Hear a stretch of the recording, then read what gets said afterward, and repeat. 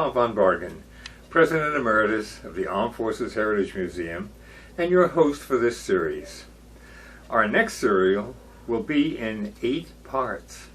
It will relate Colonel Olaf Holm's one-year tour in Afghanistan as a helicopter pilot and an advisor to the Afghan military.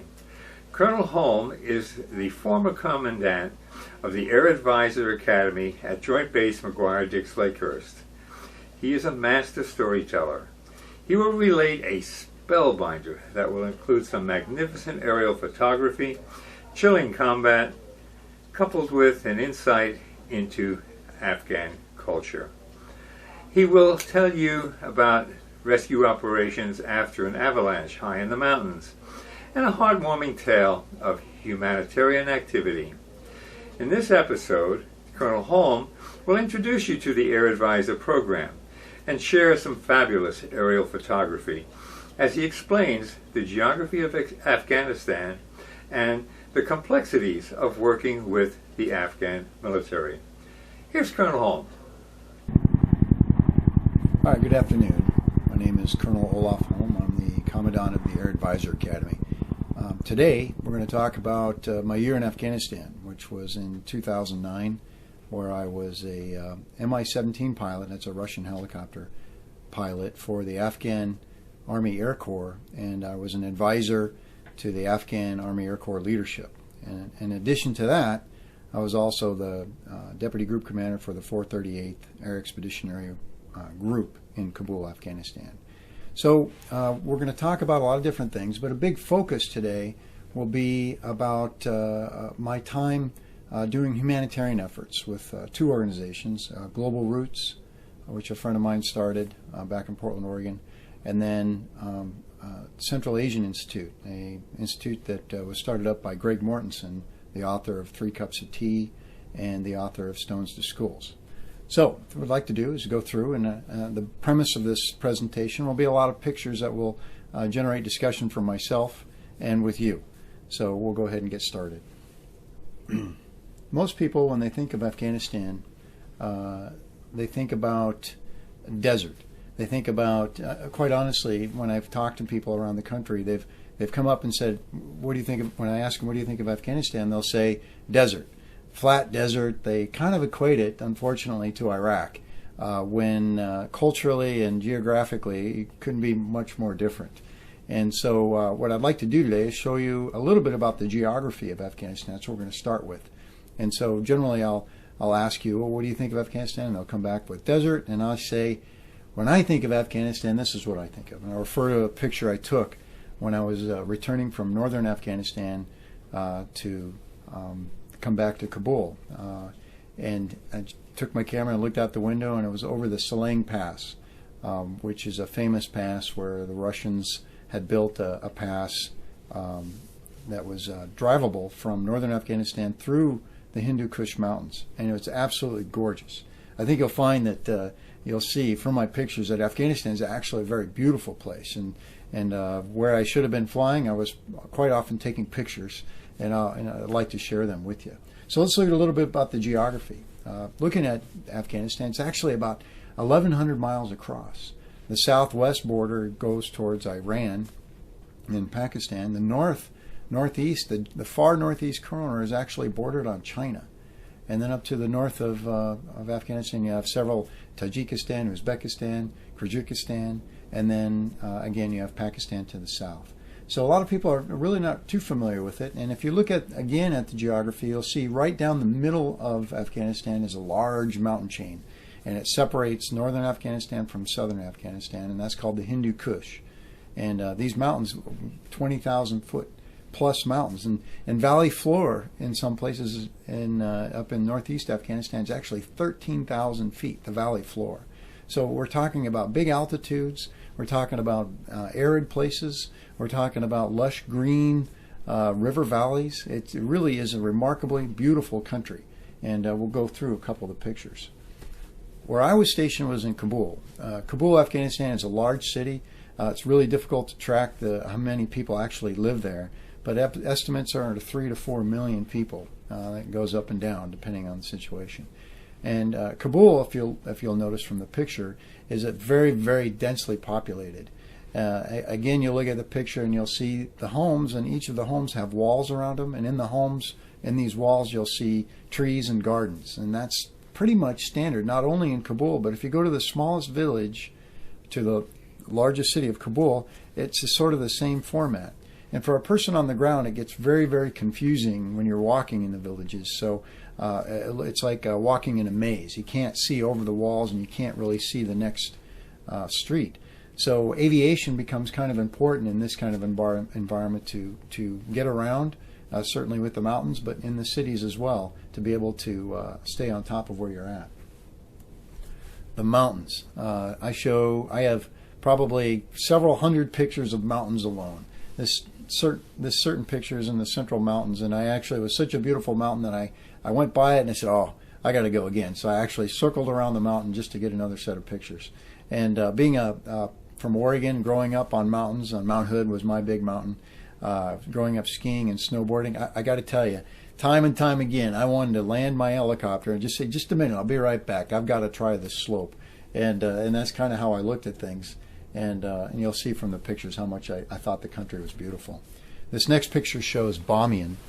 And Bamiyan was a famous, unfortunately, recently in 2001, the Taliban, when they were in control of the government, did not like the religious figures, these Buddhist statues that had been there for thousands of years, gigantic, 30 meters high, huge. And the Taliban threatened to blow them up, and in fact, right before 9/11, they did blow them up. And it was very, very disappointing to the entire world, in particular in the villagers that live in Bamiyan, because they relied on the tourism at the time for people to come up and see it.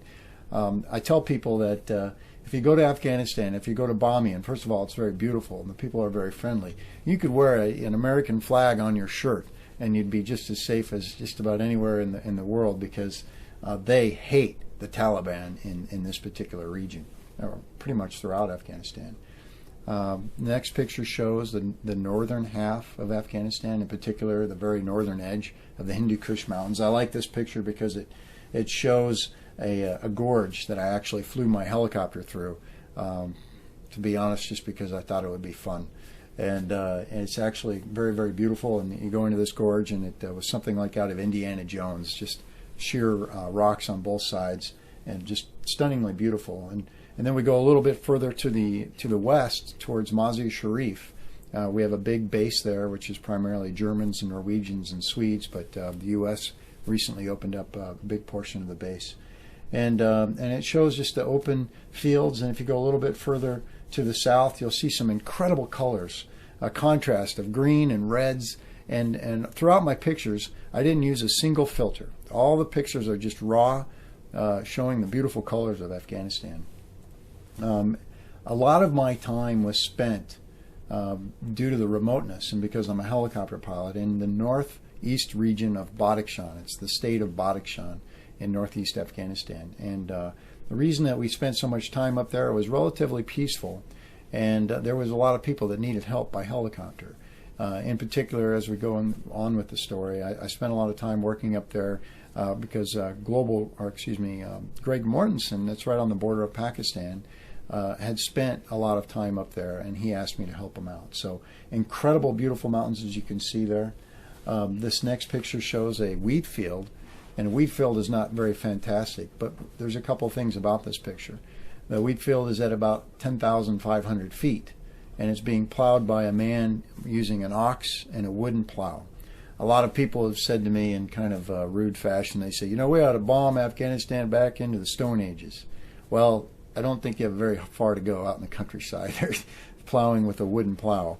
And what I like about this is a beautiful wheat field, and it shows how hard-working the farmers of Afghanistan are. And coming from Oregon, coming from a farming family, I have a great deal of respect for farmers. And so whenever I went out and looked at it, I was fascinated by just how they could grow something in where we would never even consider hardly walking, let alone putting a wheat field. The next picture shows the northwest Afghanistan, And this reminds me, I'm getting ready to drive across the United States to go home to Oregon from New Jersey.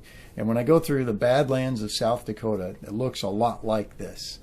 These open plains, barren hills, and then it actually ends up with some mountains, some smaller mountains. But right in this particular picture in northwest Afghanistan, you'll see it looks just like the Badlands of South Dakota.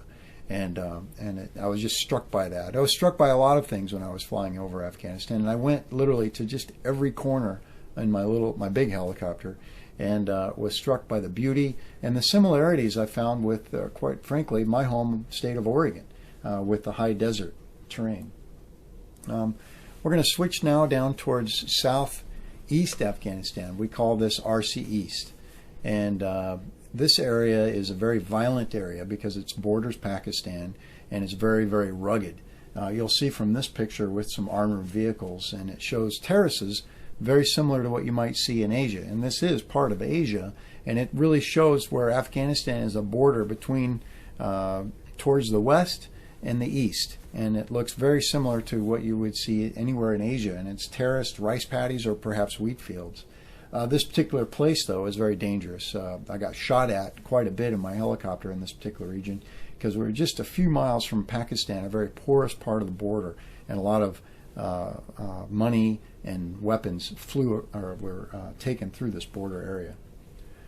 One of the things I like to talk about is if you see any sort of arable land, the Afghans are going to make use of it. If there's water, there's land. In this case, it shows a little river valley, but what you can't really tell is those are fruit trees.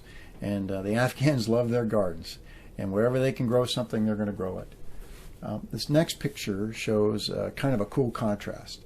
Most people, when they think of Afghanistan, they think of the desert, they think of very arid, very hot. Well, this picture shows a desert with snow on it. And it shows the sand dunes, and then on the north side there is snow. On the south side it's like a regular sand dune. So it shows a real contrast. This next picture shows an area where a large battle was fought. It's called the Whaleback, and it was where Osama bin Laden had made his escape in 2002, right into Pakistan, we believe. And it was a huge battle, and I flew across it just about every day. The next picture finally shows what most people think of Afghanistan that I've talked to, and it shows the absolute extreme desert of South Afghanistan. And from the Hindu Kush all the way to Pakistan and Iran, you do run into some very severe desert. But right in the middle of this desert, in this next picture, it shows a green area, and this is a large river called the Helmand Valley, the Helmand River. And you may have heard about this because there's a lot of fighting. The reason there's a lot of fighting is because there's money. There's money because they grow heroin, poppy, in this particular region. And the Taliban have used the sale of heroin to buy weapons and to gain power. If you also notice from this picture, I'm at rather high altitude, where most of the time when I'm flying, I'm at high altitude, because I guarantee you if we come down in altitude, we're going to start getting hailed with bullets. Kind of a hard area. In fact, this picture was taken when we were in February of 2011 and March of 2010 on the Battle of Helmand, it was called. We swept through, U.S. Marines and British forces swept through the Helmand Valley and just completely taking over the entire area, and I was one of the pilots for the Afghan army to support that.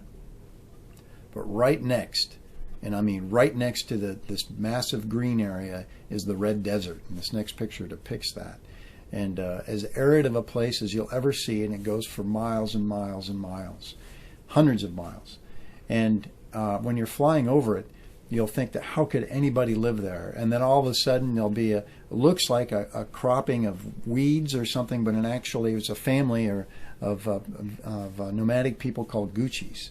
And they would move back and forth along the porous border, just living their life like they've lived for thousands of years, perhaps, and not really noticing the war going on around them. Colonel Holm had a difficult and dangerous job.